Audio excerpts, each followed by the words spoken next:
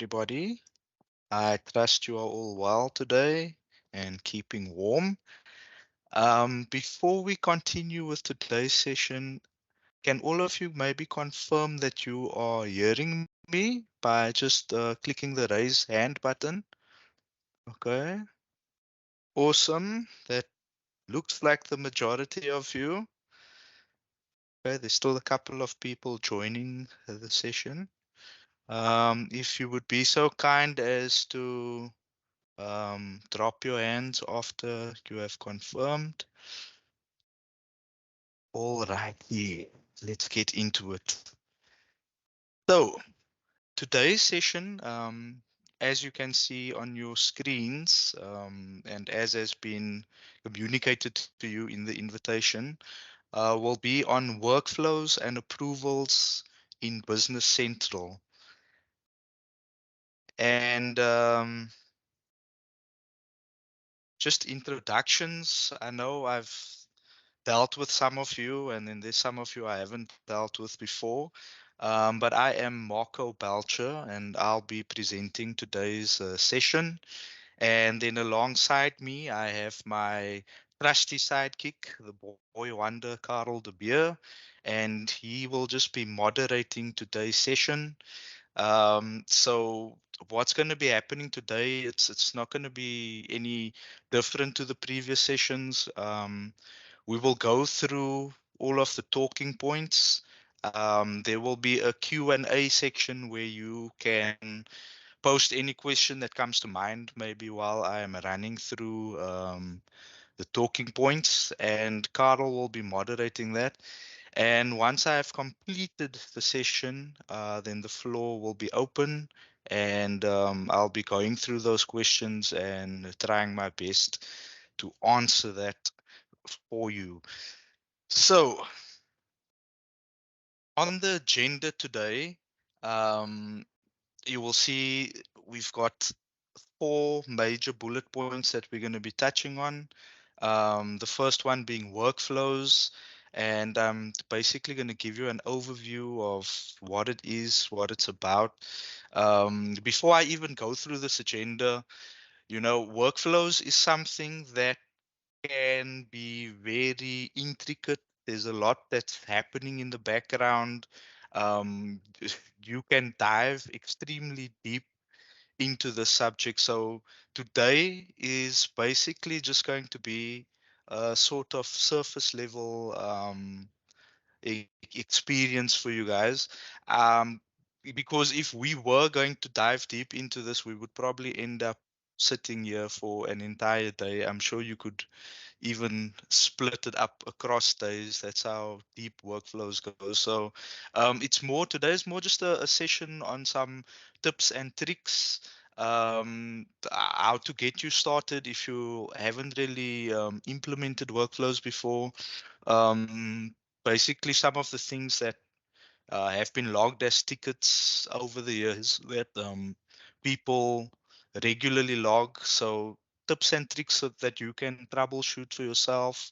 Um, just an overview of workflows. So first bullet point is an overview. We're gonna set up a workflow using templates, which is the best way to do so.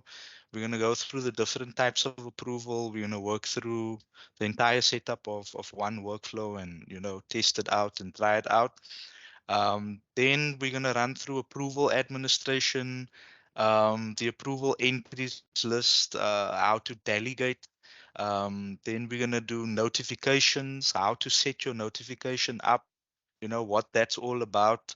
And then importantly, how to troubleshoot notifications, because from time to time, there are people that, log tickets. I'm not getting my notification emails, what's going on. So we're going to briefly touch on that, how you can troubleshoot it. And then the last point that we'll briefly touch on is using workflows instead of development, which is also going to be very interesting. Okay, so to get into it, we are going to go into BC. And the obvious place to start is workflows. So we are going to go to workflows. So for those of you that are unfamiliar with workflows, you've never heard of it. What it basically is a method by which you can um, run various tasks in BC, but the method that we're going to be looking at today is approvals. The other types that you get are, as you can see on the top there, you've got Power Automate, but that is a whole other subject on its own. And we'll probably have a different session to get into that. Power Automate is really nice for when you've reached the limitations of approval workflows and you want to do a lot more. Then Power Automate is what you need to get into. But for today, we are going to focus on approval workflows. So if you've never created a workflow before, I know many of the times you as customers, you log tickets with us to create workflows. Um, if at its most simplest level, and that's something that I really like to do. I like to keep things simple. So at its most simplest level, you want to create a workflow from a template. So we are going to, for this session, just create one for a sales document. But as you can see here, okay, I'm just going to close that. That is just a third-party app. As you can see here, there are various categories of workflows that are available to you. But the most common being used amongst our customer base is approvals on purchase documents, approvals on sales documents. Then some of our customers also are doing approvals on customer master data as well as vendor master data. And then there are also approvals for journals, general journals, and there's also a custom approval on item journals and such. But for today, and to keep it simple, we are going to go and do one for a sales document. So we're going to select the sales order approval workflow template. And the nice part about the template is it basically creates everything for you. It creates all of the steps.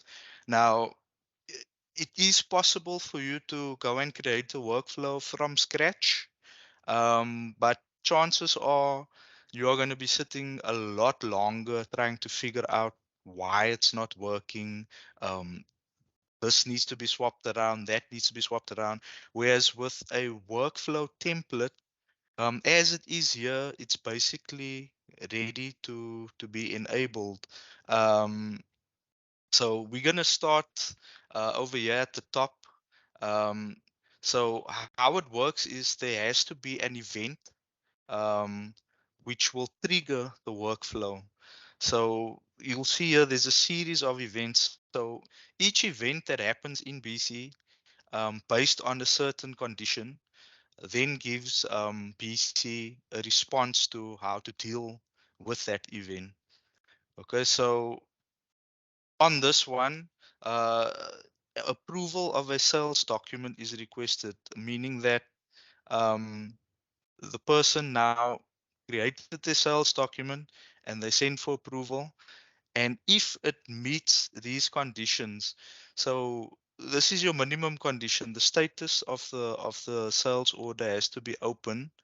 Um, and once it meets that condition, an approval will go through and the order will go into pending status. So everything you see here under conditions, it's what you will find on a sales document. Anything you can think of. So you actually need to familiarize yourself. I'm going to go into a sales order. So when setting up your workflow, you need to have an idea of what types of fields are available um, on the sales header.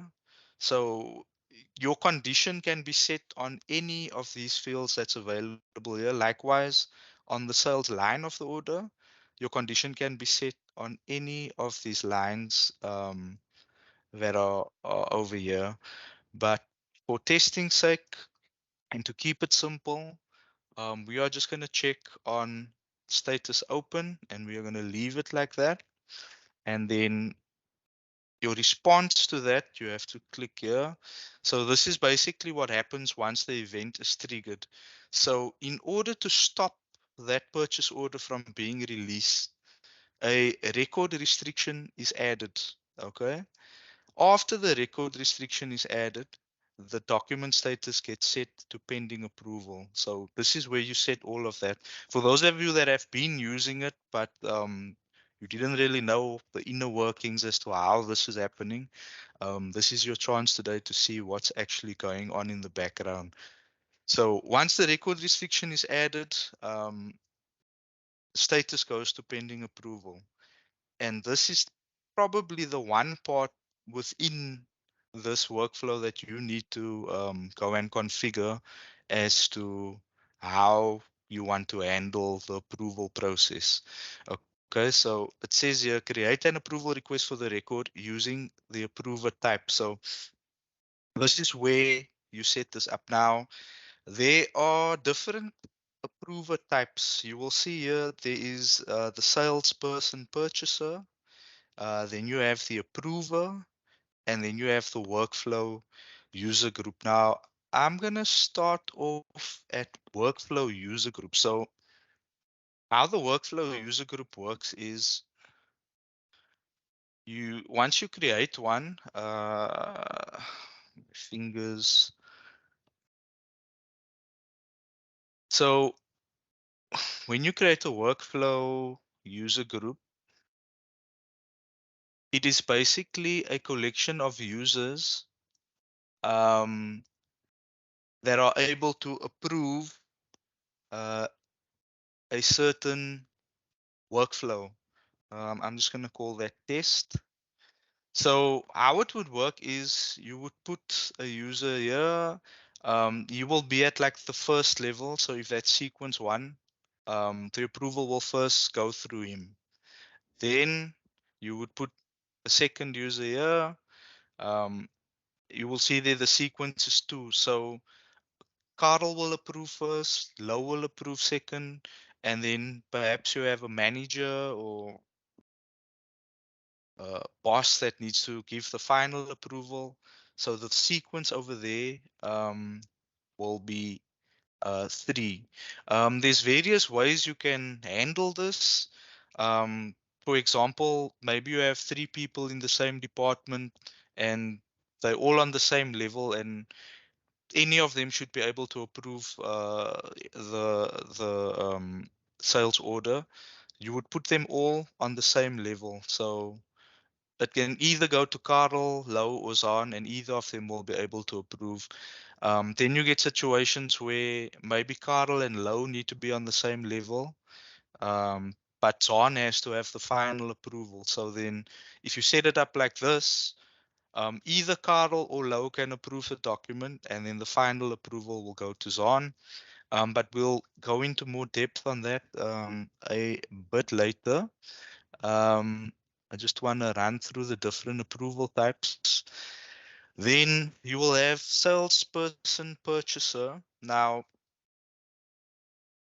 this salesperson purchaser and approver, these two types are basically handled by the approval user setup. So approval user setup is an extension of your user setup, where you set people's posting periods and all of that. So this is just an extension of that. You will notice that if you've added a user to user setup, once you come here, those users will be loaded already. So with the sales person purchaser approver type, what BC is going to do, it's going to look at your So then you would have to load a salesperson purchaser code against each user ID, and it's going to look at the hierarchy, or also depending on how you set your approval limit, it's going to look at the settings that you have set up over here.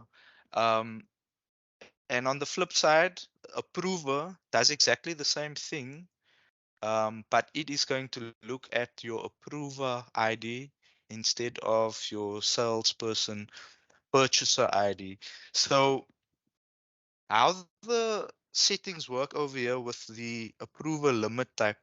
So you've got these four options here. Um, so approver chain, the way that approver chain works is that it creates approval entries for all the users in the chain. So for example, you will see here that Cardle has a sales approval limit of 5,000 Rand. Okay, Low has an approval limit of 10,000. Zon has 2,500. You'll see here there's a field called unlimited sales approval. So I have unlimited sales approval.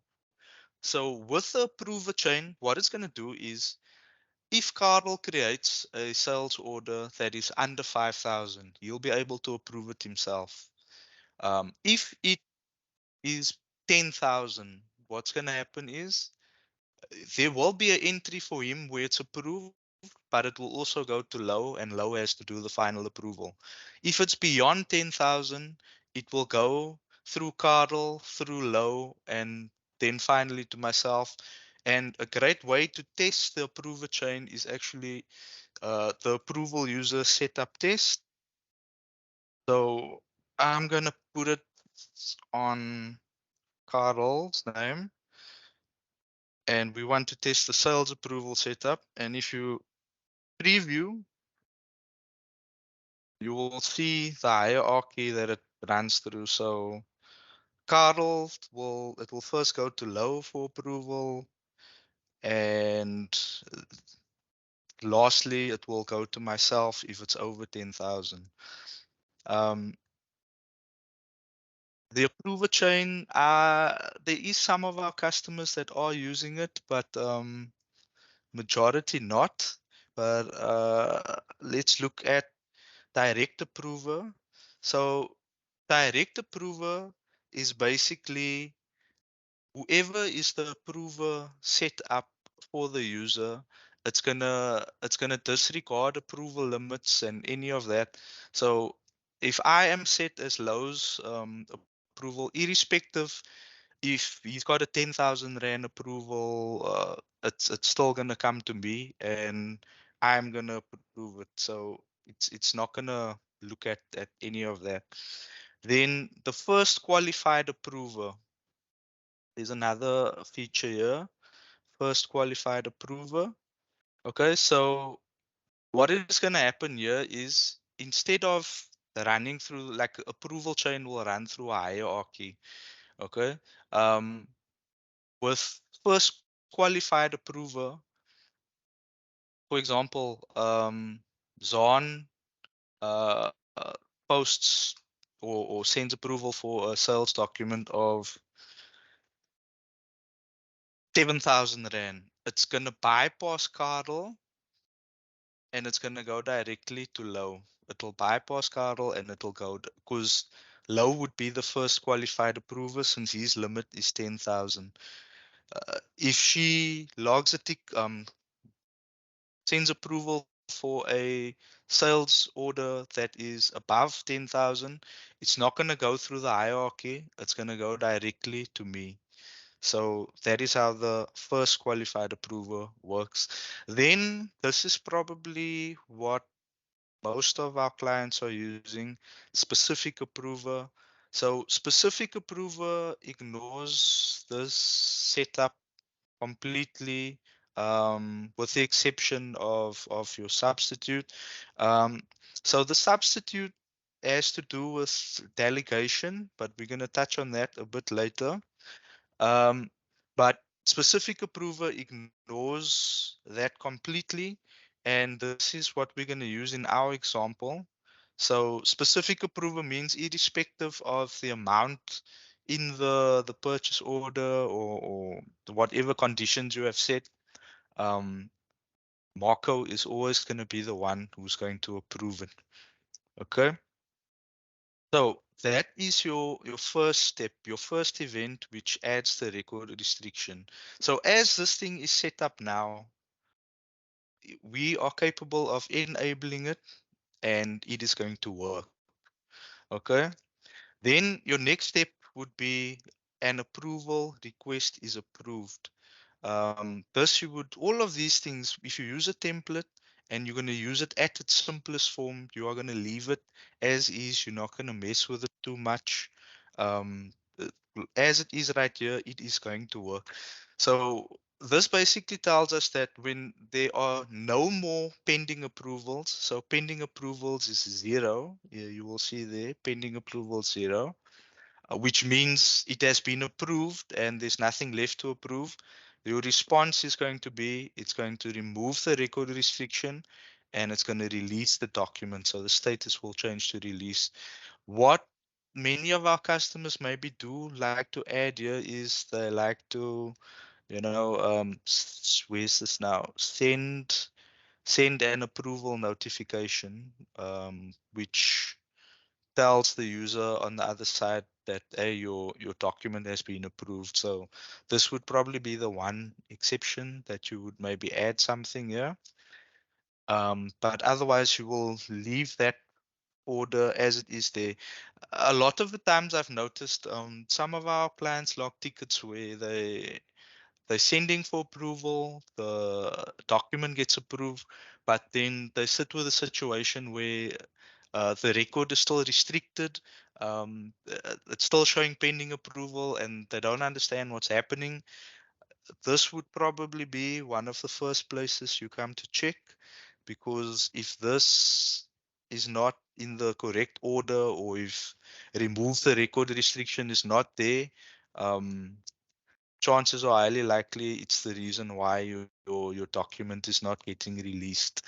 Okay. Then your next event is pending approvals is greater than 0. So this is when your document has not been um, approved yet, meaning there are approvals because it's greater than 0.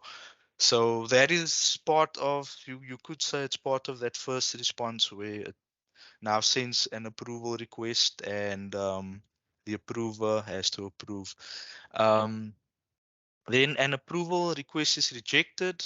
I will show you on a sales order, but I just actually want to run through those steps before. So um, when you reject an approval request, which will, you can set conditions, but 9 times out of 10, if you're clicking reject, you want it to reject. So the response is reject the approval and then reopen the document. So the status doesn't go to release. They cannot post the document. Um, you as the rejector, you can obviously give notes, or you can contact the person and tell them why you're rejecting it. But that is there. And then uh, a document is cancelled. There's actually a cancel button there, but we're going to look at that. Here, your status has to be pending. So you won't be able to cancel a document. You'll see that button will be grayed out unless the status of the document is pending. You are able to insert additional conditions should you wish, but I would keep it simple and leave that as is. And once you click the cancel button, it cancels the approval request. It removes the record restriction and it reopens the document. This one here just says that a window will pop up as you've canceled it, and it says the approval request has been canceled. And this we're going to touch on a bit later as well. An approval request is delegated. So this is when you set your substitute, and you want to delegate an approval to somebody else. There's also a feature here, um, where you are busy setting your approval types and your approval limit types, you'll see there's a feature there called delegate after. So this is really nice. So you can set if your approval's been sitting for a day and your normal approver has not approved yet, you can set the amount of days. You can even use a date formula. So if after 5 days I have not approved Carl's sales order approval request, then automatically, because low is my substitute, the approval will get delegated to him and he'll then be able to approve for Carl on my behalf. So as it is here, it's pretty much ready to use and we are just going to test it out. So Carl was kind enough to log in on another session here on uh, my PC. And let me just make sure that I have enabled the workflow. Yes, it is on. So when you are editing a workflow, just also to note, you cannot change anything here unless the status is enabled. You will receive an error if you try to change it. So always make sure when you're working on it that the workflow is disabled. Okay, so we're gonna test this out. So let me just close this general tab. This is just a generic order that has been created by the system. So we don't have anything special on our workflow. Basically, just we're testing for the status which must be open. So now Carl comes and he tries to release this document, and you get the error.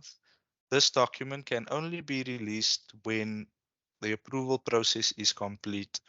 Okay, so now Carl realizes, oh, okay, I actually need to send this for approval. So you will see there under the general tab that the status has now changed to pending approval. Okay, if you go under the request approval, you will see there's the cancel approval request button, which we spoke about earlier. If you click on order, you will see there's an approval button on the ribbon. And this is where Carl can see who the approval sitting with, what the status is, what he needs to do. Um, and that will all be part of our administration talking point a bit later. So as you all know, well, those of you who use workflows, I will then, as the approver, need to go to requests to approve, and I will either or reject Carl's request. So that is approvals. That is how to set up a workflow with a template. It's, as you can see, it's rather simple. Um, it can get in depth in terms of if you wanted to uh, be more intricate. So you will see there, Carl sales orders now set to open because I rejected his sales order. So I just want to touch on where it might get a bit intricate, workflows. So you would have seen me mention in the workflow user group section. So some of you might not be aware of this, and others, I know you are already using a feature like this. So you saw me setting it up in this manner where the sequence is basically 1, 2, and 3, where it would have to go through Cardle, through Low, and then finally to Zon. But sometimes, as I mentioned, there are instances where Maybe the four of these are all managers and they have people under them sending approvals, or all of them are on equal footing in the same department. So to make it easier in terms of availability of people or whatever, you decide you want all of them to approve. So then this is how you would set it up. Each of them would have the same sequence number. However, on your workflow, you would then need to make an amendment. So that is why a template is always a good starting point, and then you can always tweak it as you go along according to your needs. So if you left this as is, but if you left your where is our sales document? If you left your step over here where it says an approval request is approved, pending approval 0. If you left that as is, you would end up in a situation where um, it's not going to get released. The restriction is not going to get removed. So you have to edit this. Your pending approvals has to be less than or equal to 3. Why less than equal to 3? You've got 4 users here who are able to approve the order. So when it gets the approval gets sent, an approval request goes out to all 3 or all 4 of these users. So if one of them approves, that means that there's only 3 approval requests that are still open. So if one person has approved, there will be an open approval. There will be 3 open approvals. So if it's less than or equal to 3, meaning that perhaps maybe 2 of them approved it. But if you are sitting with 3 or less approvals, you will be able to approve. If this were 5 people, if I were to add another user here, perhaps Doug or Ati, also on the same footing, then you would have to change this to be less than or equal to 4. Because there are 5 people, once one person has approved, then there'll be 4 open approval entries. So you will increment this determined by how much people you have in your user group. If it's only 2 people, then you would make this less than or equal to 1. If it's only 3 people in the group, you'll make it less than or equal to 2, so on and so forth.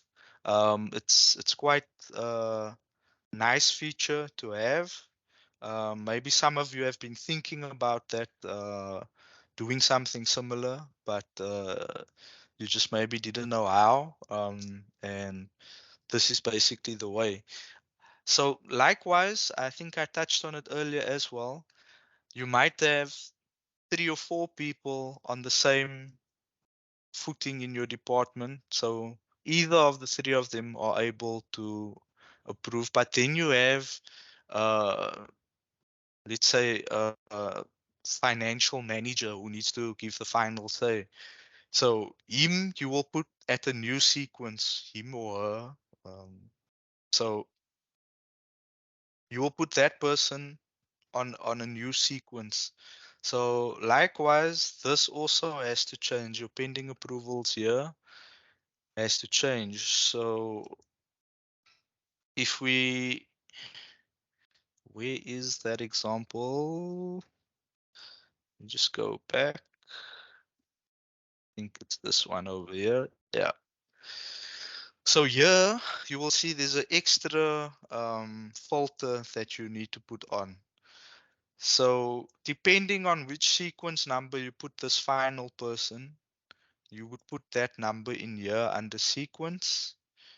And because it's only literally only 2 people need to approve. So even if you had four people on the same footing there, you only need one person that's on the equal footing to approve, and then obviously the person at the second sequence needs to approve. So it will be pending approval is less than or equal to 2. If you add another sequence step in here, let's maybe just add Doug, um, unlimited purchase approval, and so okay. So now we add Doug over here. So either of Carl, Low, or Zahn can approve at the first step. Then I need to approve, and then Doug. So then you would change this over here. Pending approvals needs to be e- equal to or less than 3. And you would put sequence number 3 over there because Doug is the final person that is going to approve.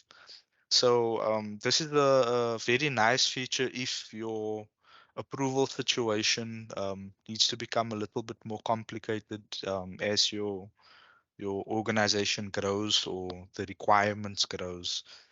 Okay. So next we're going to touch on the administration side of things. Now, in order for you to do administration on workflows and approvals, well, not so much workflows, but on the approval side, you will see there's a field on approval user setup called approval administrator. Now, there is a limitation here in that only one user can be set as the approval admin at a time. So if Carl now decides he wants to be the approval admin and he comes and he ticks this box here, it will tell you there it must not be yes in user setup. I know the message could be a bit better, but basically they've blocked you from having multiple approval admins. So if you do need to change the approval admin, you first need to deselect it from the current one and then select it on the person whom you now wish to be the approval administrator. So what the approval admin role entitles you to is you are then able to just untick that. You are then able to view all the approval requests entries within the business. So if you are not checked as an approval admin, if you were to go to approval request entries,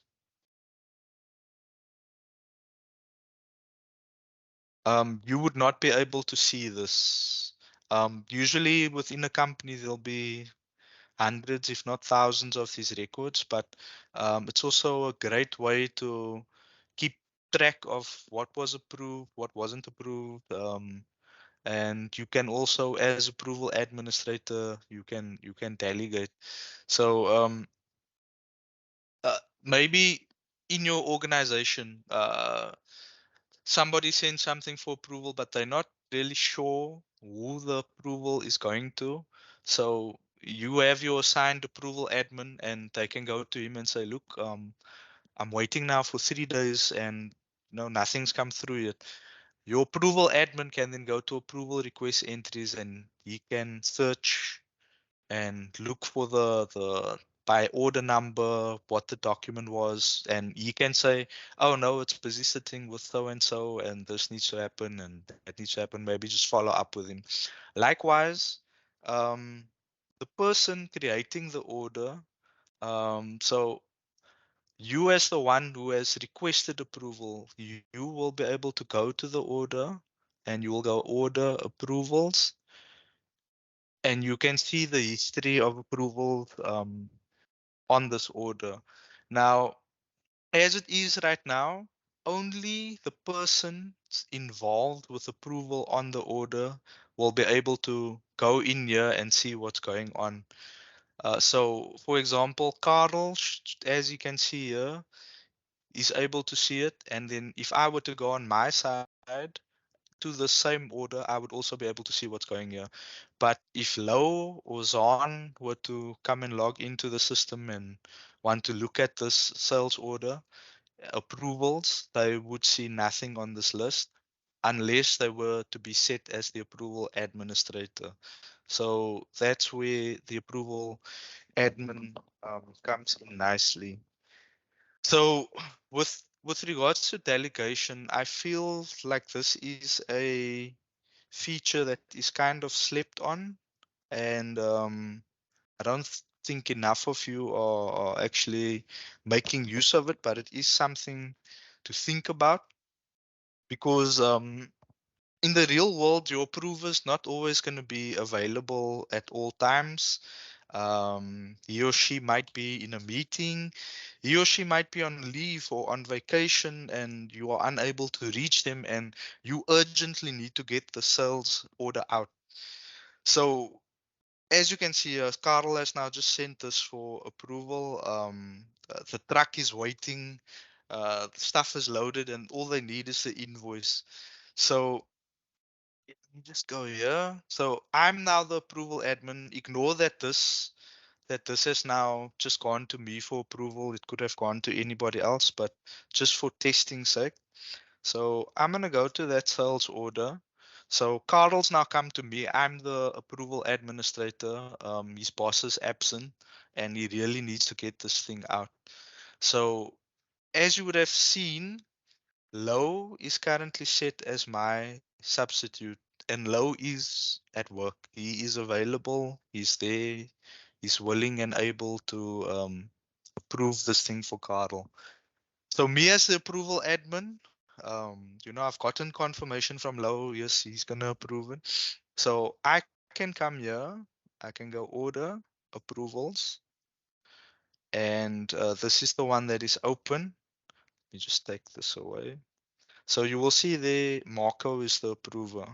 And Marco is away having a good time, and he's none the wiser about the pressure that's on Carl to get this truck out. So as the approval admin, all you do, because the delegation is already set up on approval user setup, all you do is you click the delegate button and you get confirmation that the approval request has been delegated. And you will see there that the approver has been set to low. Now, many times we've received tickets. This one and that one is on leave. I can't approve my journals or I can't approve that. And this is actually one of the easiest ways. It's gonna be cost effective for you because you don't have to contact us. Please, can you change the approver from this one or that one to me, or it has to be somebody high up. But if you have your substitutes set up correctly in your approval user setup, then that is no longer a requirement. It's just as simple as going to your approval admin, asking them to delegate it to the appropriate person, and then Lau will just need to go to the order and approve it. So that's something really nice that I feel um, more of you should be using. So please take a note of that one. Then you all obviously saw the steps in the workflow where I think I added it to send an approval notification.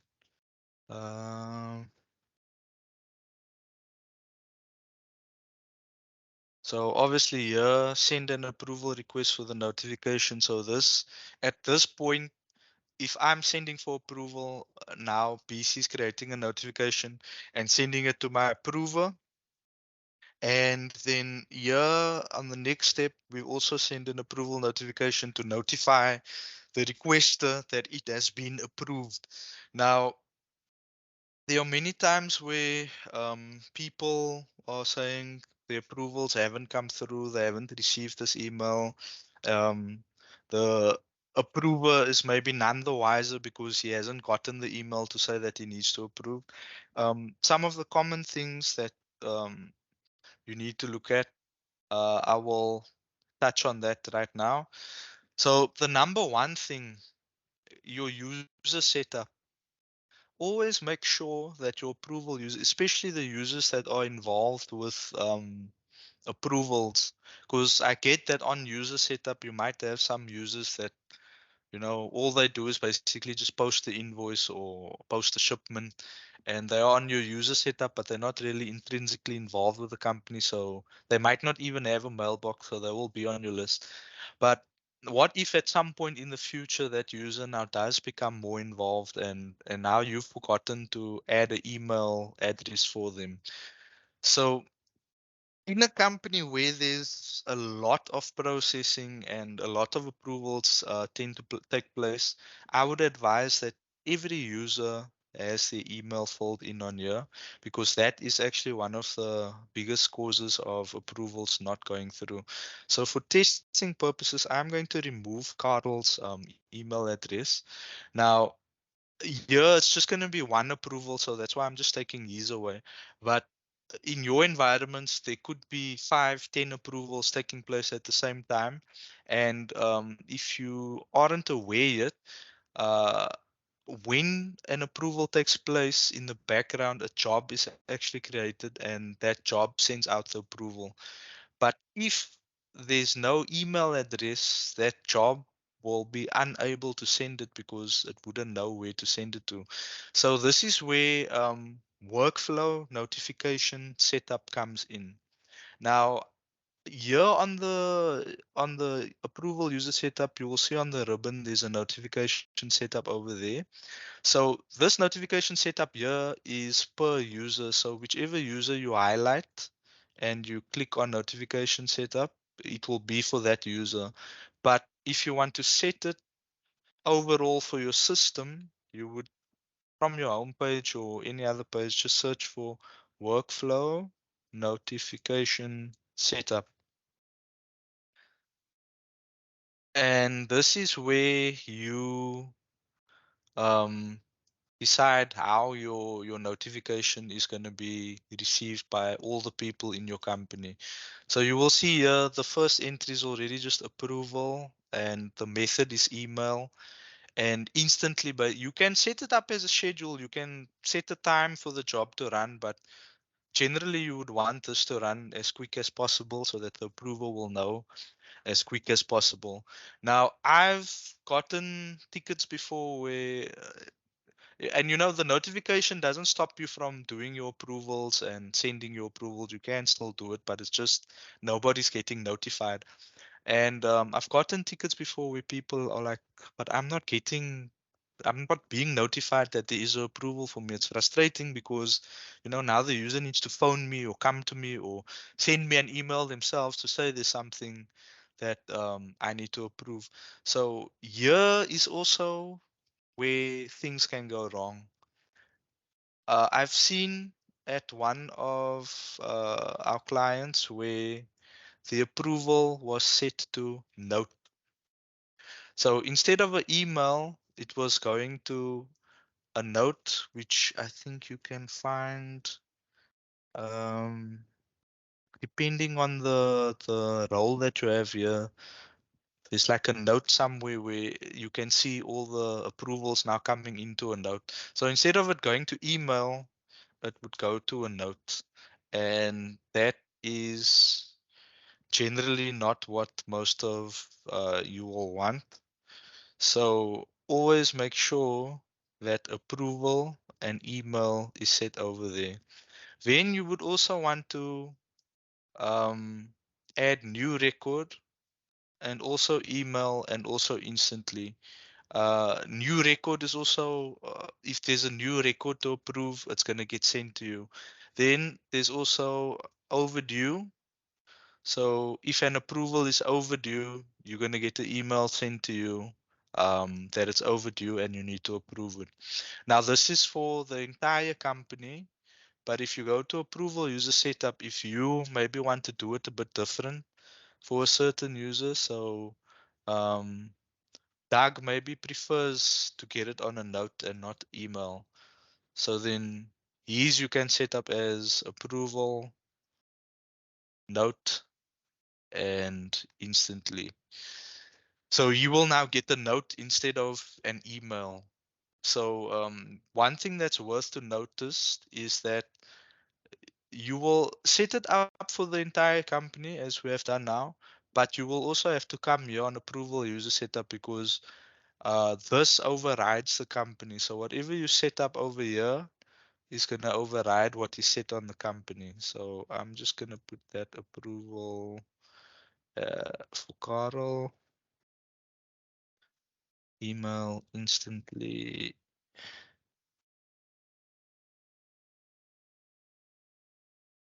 and that is overdue. Okay. Okay, so I've removed Carl's email address, and now I'm going to try to send an approval from Carl. Okay, let's just reopen, or let's cancel this. I don't think Flo has approved it. Uh, yeah, he wouldn't have. Um, request approval, cancel approval request. Okay, so now I'm going to send for approval again. Okay, and I'm now none the wiser that Carl has sent an approval request. So if you go to job queues, and something else is also going to crop up now, that is also something you possibly need to look at. So you will see there the notification entry dispatcher. This is the job that runs when you send for approval or any sort of notification happens from an approval. Uh, so you will see it's in an error state. And if we click on show error, so even before the issue of Carl's email not being filled in, I actually forgot to set up an email account um, on this company that we are testing in. So this is also one of the things that can crop up when you are troubleshooting.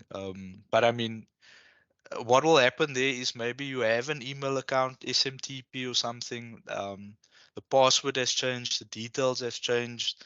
Then you will have an issue there. Um, but let me just do this quickly. New current user. Okay. So now I'm going to set the status to ready. Well, I'm gonna restart it.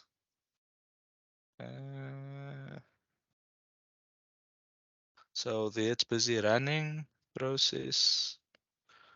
Okay, let's see. So you see, so this was the initial one that I wanted to show you. It's trying to send a notification from Carl to me, but it's now saying you must specify a valid email account to send the message to. So because Carl's email is blank on approval user setup, it's giving an error and he cannot um, send the notification through to me. Okay, so those are basically the main points that you. So once you obviously um, add the email address back in, once he now sends for approval. So let me just go back to Carl's sales order. Let us cancel. Okay, and just want to make sure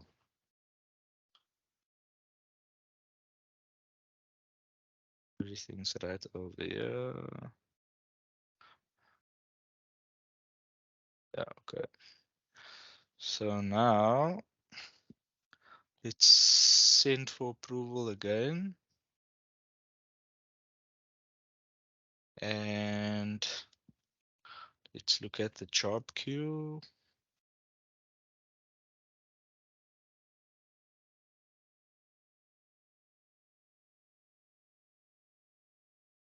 So you will see there's no error message. So it has gone through successfully. So yeah, those are the types of things you need to look at for when you troubleshooting notifications. Another section you can also um, have a look at is uh, you will see there's something called sent notification entries. So you can also have a look here to see if the notification has in fact been sent. Um, so yeah, if it's not here, then obviously there's a problem. But yeah, we are running out of time, so I just want to show you the last. I just want to touch on our last bullet point, which is use workflows instead of development. Now, a lot of the times we get requests. Um, our users, they know they need to fill in this certain dimension on the sales document, or they know they need to fill in um, this certain field, maybe the salesperson purchase a field they need to fill in, or there's a field on the sales order that they need to fill in, but they are not filling it in. And can create or code or develop something where if they don't fill this in, that they get the error message to tell them to fill it in. So um, this is also something that can save you some money. Um, in terms of you won't have to come to us to do it.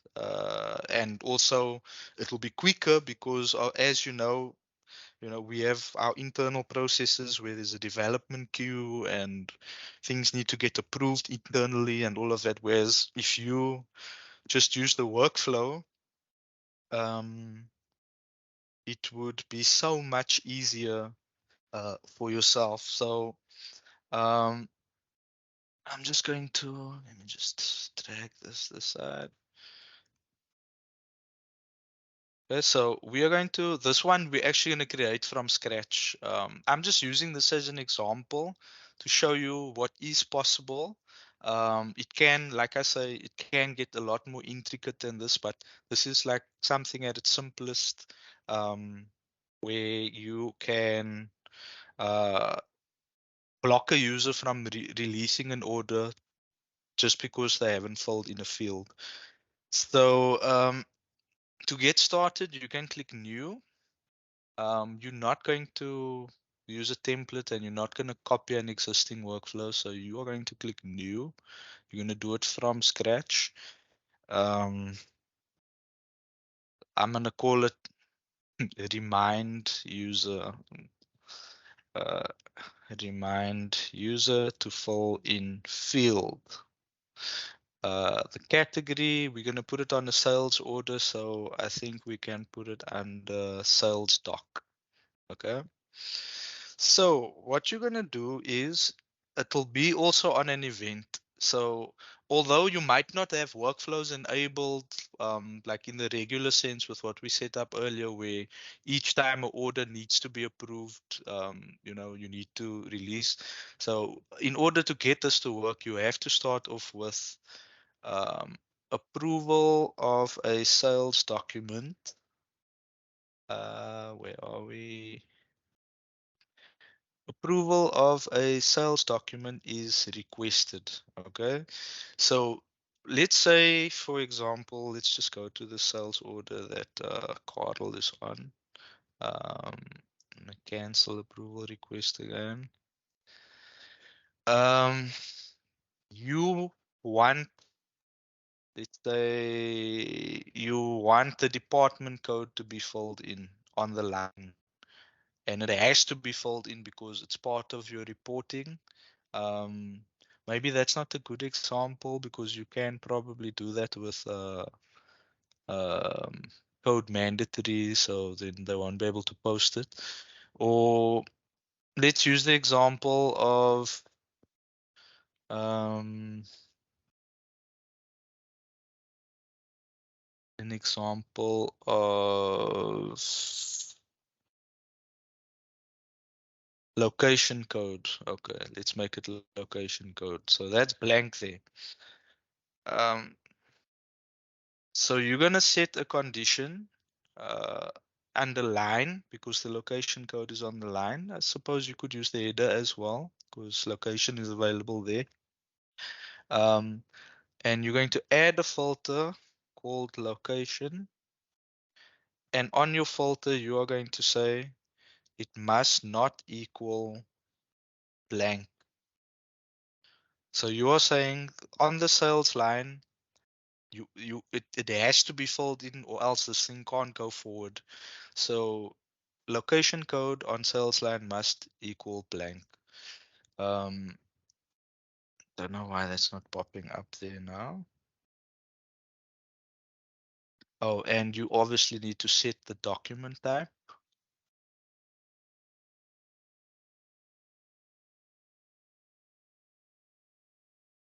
Document type.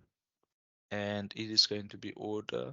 So if you also, just one thing to mention, if you want the condition to be, you want it on all of your sales documents, then you would click all of these and add it. But if you only specifically want it maybe on order and invoice, you would only choose those two, or just on order, you can leave it there.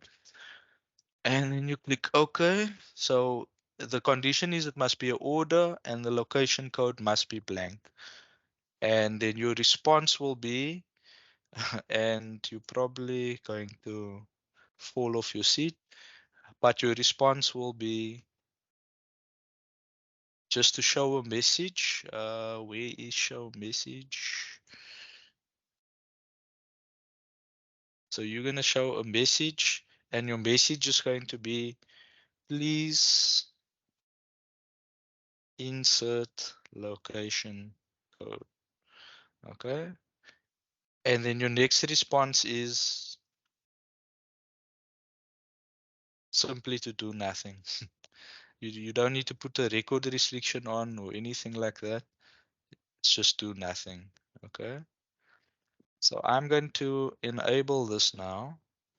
So it's a good way, and it will actually block the user from continuing with the sales document, but it maybe doesn't work the way you expected in terms of if you maybe wanted us to code it immediately when they try to release it, will pop up with an error message saying, hey, you have to fill in this thing. Um, what will happen instead, I'm going to show you now. So if you are in a situation where you don't have any workflows, normally you just fill in your stuff and you would click release. And it actually just released and has not worked. Um, Let me just check that I have enabled it.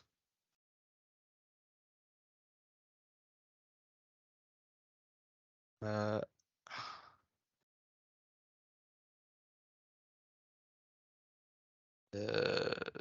Not equal blank. Let me just check that. Document type, order,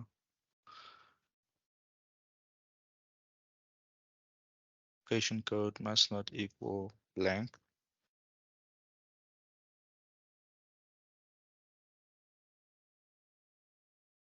And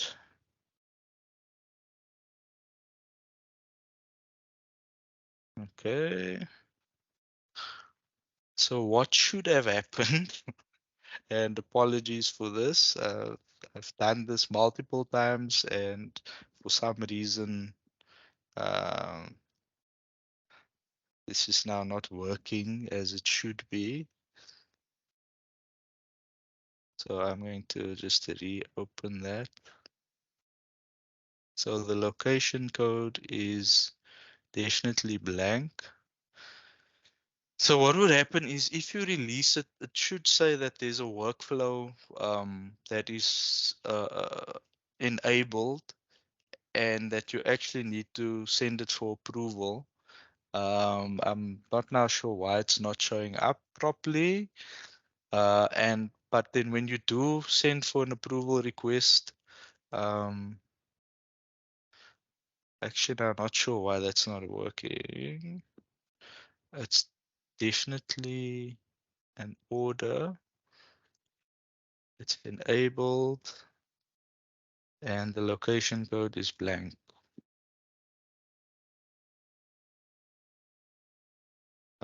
So yeah, that